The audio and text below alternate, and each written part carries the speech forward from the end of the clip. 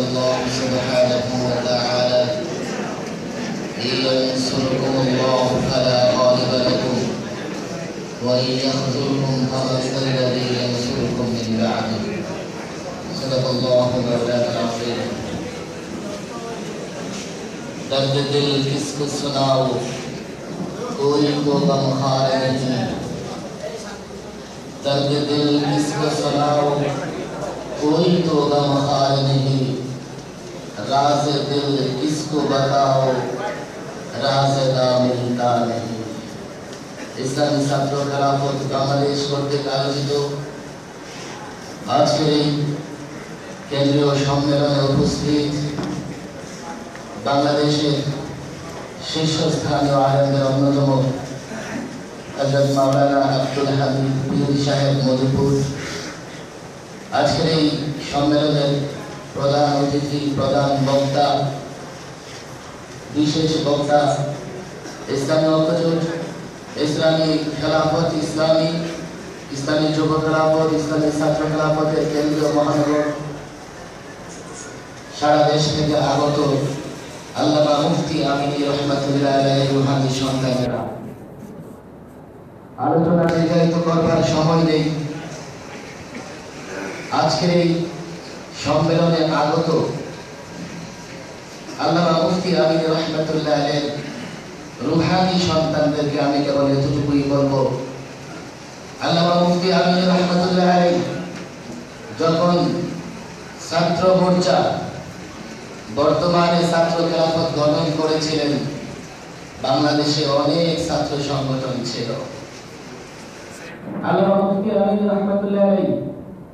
এই ছাত্র মোর্চা তৎকালীন ছাত্র মোর্চা বর্তমান ছাত্র খেলাফত গঠন করবার পিছনে কি উদ্দেশ্য ছিল তার চেতনা কি ছিল আমরা কাছ থেকে দেখবার সুযোগ হয়েছে ইসলামী ছাত্র খেলাফত গতানুগতিক কোন রাজনৈতিক সংগঠন ছাত্র সংগঠন হবে না গতানুগতিক রাজনৈতিক ছাত্র সংগঠনের বাংলাদেশ অভাব নাই বলতে গেলে 100 পার হয়ে যাবে কিন্তু দেশের ক্রান্তি লগ্নে দেশের কঠিন অবস্থায় ভূমিকা রাখবার মতো ছাত্র সংগঠন খুঁজে পাওয়া যায় না এই জন্য সবার আগে আল্লামা মুফতি আমিনীকে স্টাডি করতে হবে আমি তো বলি আল্লামা মুফতি আমিনী রহমাতুল্লাহ আলাইহি আগাবের বর্তমান জামানায়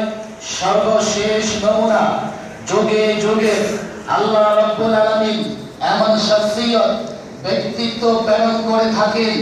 যারা সময়ে তাগুতের স্রোতের মোকাবেলায় তাগুতের তুফানের মোকাবেলায় তাগুতের রক্ত চোখের মোকাবেলায় তাদের বিরুদ্ধে জিহাদি জজবা নিয়ে শাহাদাতের তামান্না নিয়ে দাঁড়িয়ে যায় যেন এক সময় মুসলমান আলেম সাধারণ মানুষ আল্লাহর দরবারে দাঁড়িয়ে এই কথা বলতে পারে আল্লাহ আমি কাজ করতে পারি নাই পরিবেশ আমার অনুকূলে ছিল না আমি কাজ করতে পারি নাই তাও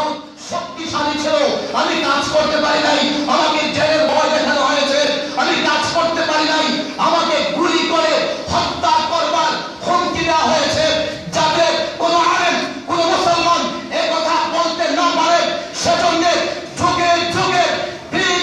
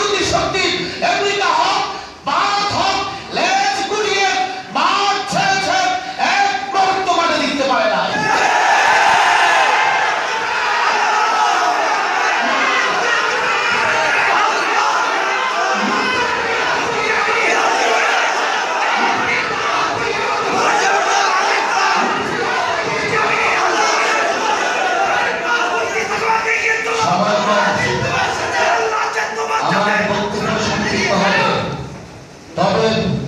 আমি বিশ্বাস করি না কোরআনে কারিমের আয়াত আমি তেলাওয়াত করেছি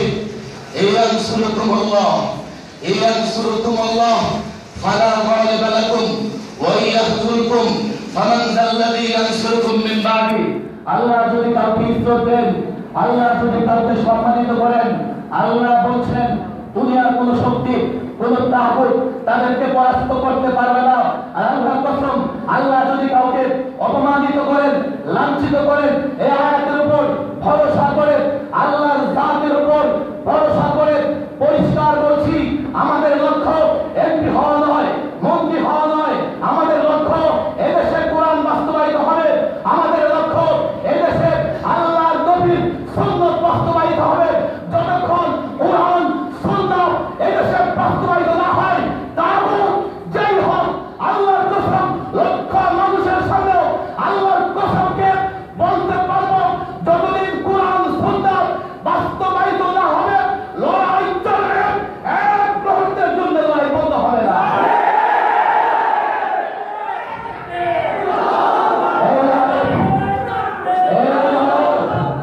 এই লড়াইয়ে জানি না কে কখন প্রতিপক্ষ হয়, প্রতিপক্ষ কে হবে জানি না। আবু বকর রাদিয়াল্লাহু তাআলা থেকে তার সন্তান বলেছেন, আব্বা বদর যুদ্ধে বারবার তুমি আমার তরবারির নিচে এসেছিলে, আমি পিতার চেহারার দিকে তাকায়া তোমার দিকে তরবারি উত্তোলন করতে পারি নাই। আবু বকর বললেন, বেটা বেটা, তুমি যদি আমার তরবারির নিচে আসতে, আল্লাহর কসম তোমাকে আমি প্রযুক্ত করে ফেলতাম। পরিষ্কার বলছি, রব্বের কাহার কসম খেয়ে বলছি, ইসলামী হুকুমত প্রতিষ্ঠার লক্ষ্যে যে বলা হবে, যারা বলা হবে, যে দল বলা হবে, যে গোষ্ঠী বলা হবে, তার মোকাবেলা করা হবে। প্রয়োজনে প্রয়োজনে আরেকটি কারবালা বাংলাদেশে রচিত হবে।